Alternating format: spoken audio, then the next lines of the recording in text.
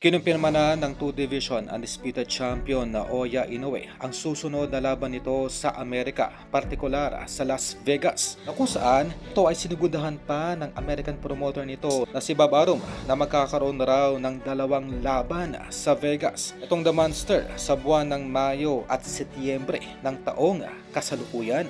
At kasabay ng malaking balitang ito ay aligaga ngayon ang bigating matchmaker na si Sean Gibbons na gumawa ng match-up sa Amerika para dito kay Inoue. Para po sa kalaman ng lahat, maliban kay Iwashi na siyang manager nitong si Inoue, ay itong si Sean Gibbons lamang ang nag-iisang matchmaker sa international boxing scene na gumagawa ng laban para dito kay Inoue. Kung maalala, itong si Sean Gibbons ang gumawa ng matchmaking sa mga previous fights nitong si Naoya Inoue kontra Michael Dasmariñas, Stephen Fulton, Marlon Tapales at TJ Duhaney.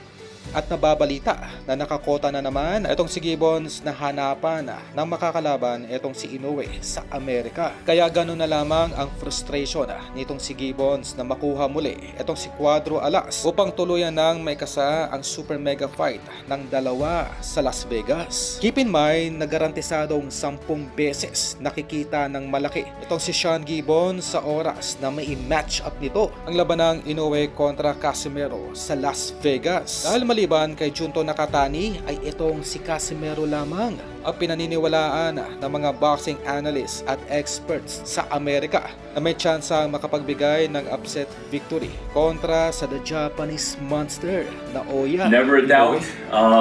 I knew you'd do it, baby. 3-time champion of the world, John Real Casimero! Oh God, baby! As for the